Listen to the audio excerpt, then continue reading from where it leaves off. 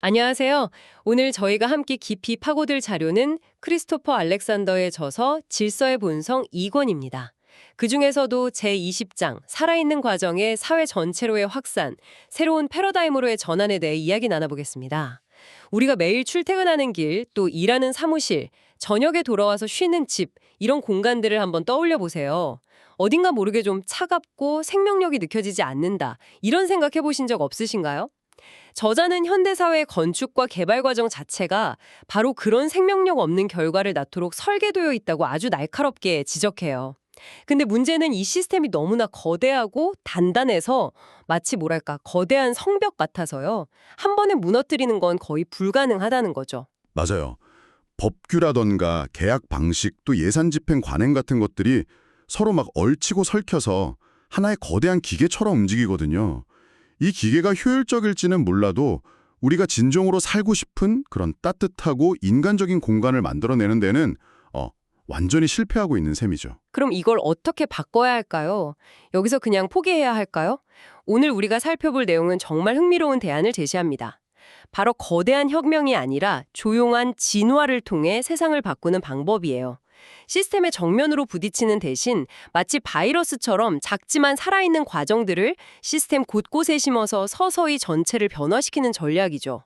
그 구체적인 방법이 무엇인지 지금부터 함께 파헤쳐 보겠습니다.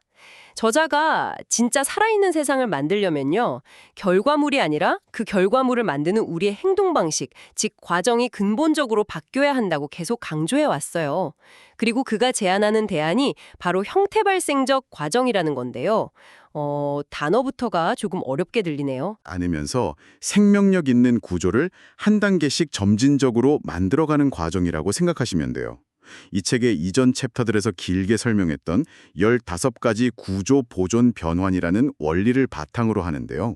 아, 그 15가지 원리요? 잠시만요. 청취자분들을 위해서 그게 뭔지 간단한 예시라도 하나 들어주실 수 있을까요? 네네. 좋은 지적이에요. 예를 들어 그 15가지 원리 중에 가장 중요한 것 하나가 강한 중심이라는 개념이에요. 모든 살아있는 공간이나 사물에는 시각적으로나 기능적으로 명확한 중심이 있고 주변의 다른 요소들이 그 중심을 더 강하게 만들어주면서 조화를 이룬다는 뜻이죠. 예를 들면 거실의 벽난로 혹은 식탁 위의 꽃병 같은 게 중심이 될 수 있어요. 형태 발생적 과정이란 바로 이런 원리들을 실제로 건물을 지을 때 하나하나 적용해 나가는 구체적인 행동 방식인 거죠. 그렇군요. 단순히 보기 좋게 만드는 게 아니라 공간에 생명력을 부여하는 원칙들을 따르는 과정이군요. 그런데 문제는 우리가 지금 쓰는 방식들이 이것과는 정반대라는 거잖아요. 바로 그겁니다. 오늘날의 건축 허가, 건설 계약, 예산 집행 같은 과정들은요. 이런 섬세한 조화를 고려할 시간도 여유도 주지 않아요. 정해진 도면대로 정해진 예산 안에서 정해진 기간 내에 그냥 기계처럼 찍어내는 방식이죠. 그러니 결과물에 생명력이 없을 수밖에요. 이 거대한 기계를 멈출 수도 없고 한 번에 바꿀 수도 없다면 여기서 저자가 생물학에서 정말 기발한 아이디어를 빌려옵니다. 바로 잘라낼 수 있는 유전자라는 개념이죠. 네, 맞아요. 존 홀랜드라는 학자의 유전학 이론에서 영감을 얻었다고 하더라고요. 아, 유전학이요. 네. 생물학적 진화가 그토록 강력하고 효율적인 비밀이 바로 이 작고 독립적인 유전자에 있거든요. 유전자는 굉장히 작고 독립적이고 다른 유기체에 이식되어도 재기능을 할 수 있을 만큼 거의 맥락과 무관하게 작동해요.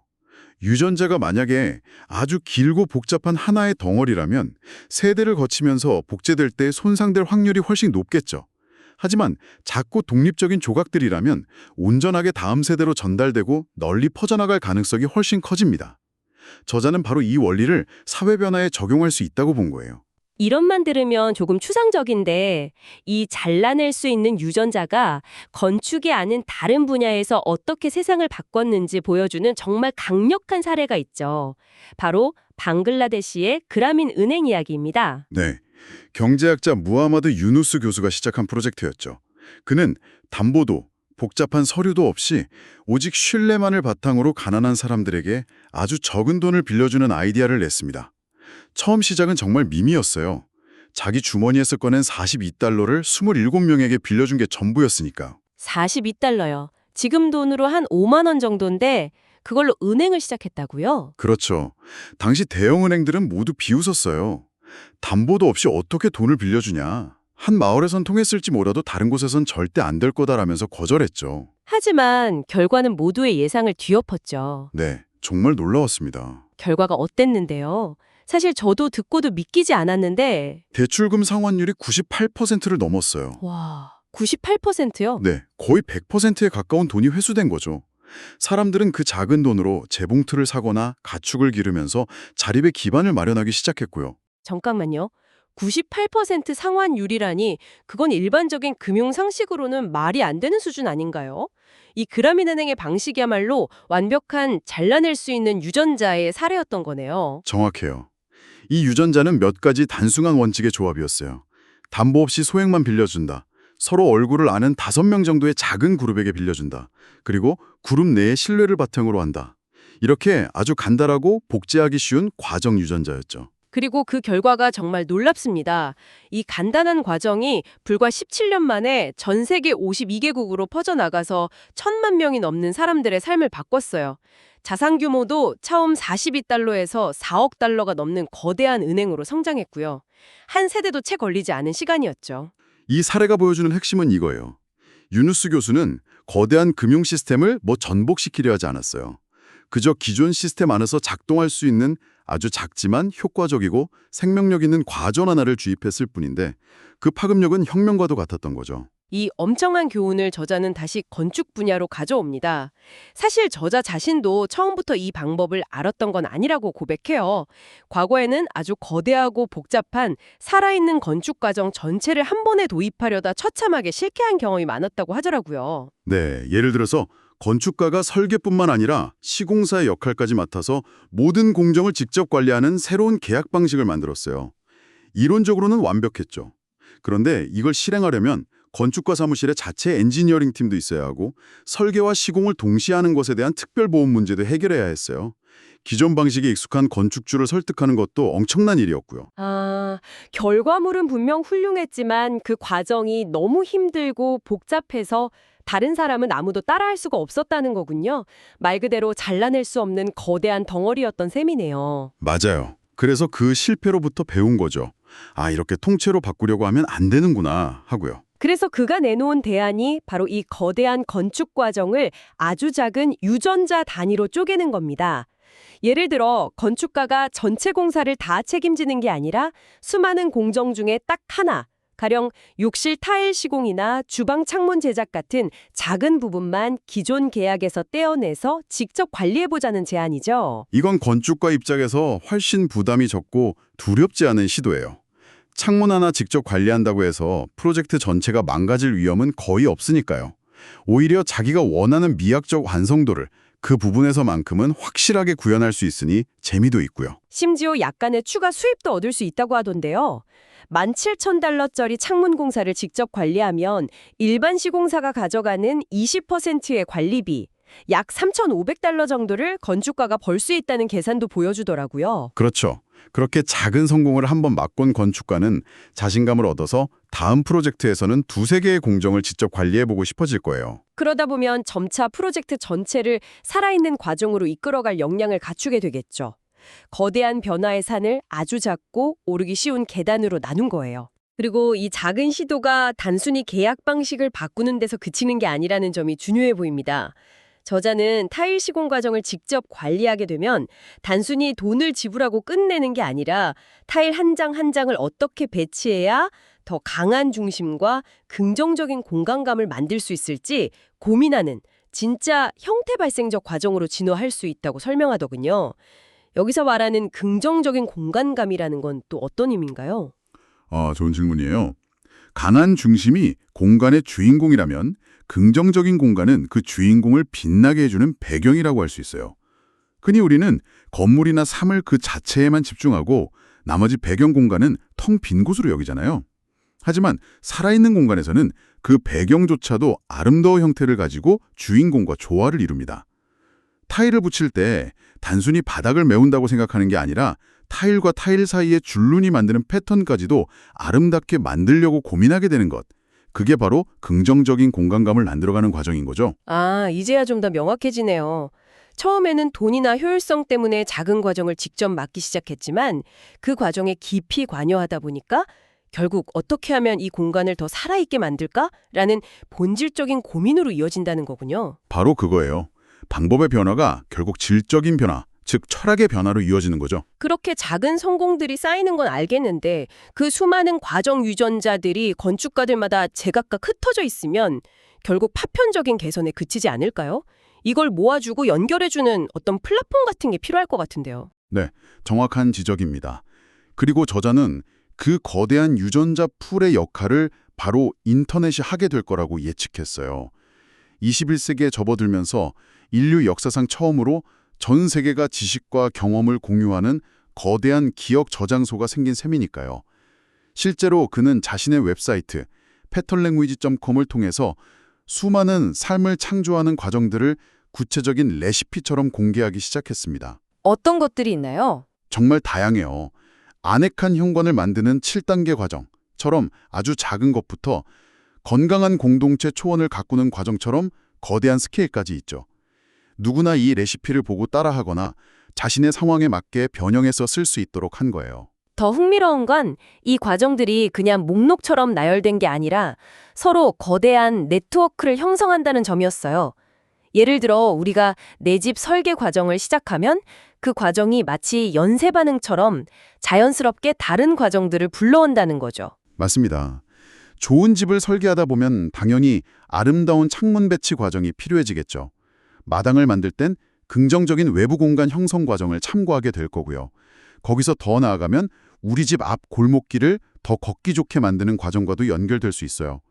마치 우리가 나눗셈을 하려면 곱셈과 뺄셈을 자연스럽게 사용해야 하는 것처럼 하나의 살아있는 과정은 필연적으로 다른 살아있는 과정들을 촉발시킨다는 겁니다. 이건 선택사항이 아니라 더 나은 결과를 만들기 위한 필수적인 연결이군요. 현재 건축 과정이 설계, 시공, 인테리어, 조경이 다 따로따로 파편화게로서 서로 손발이 안 맞는 것과는 완전히 다른 그림이네요. 그렇죠.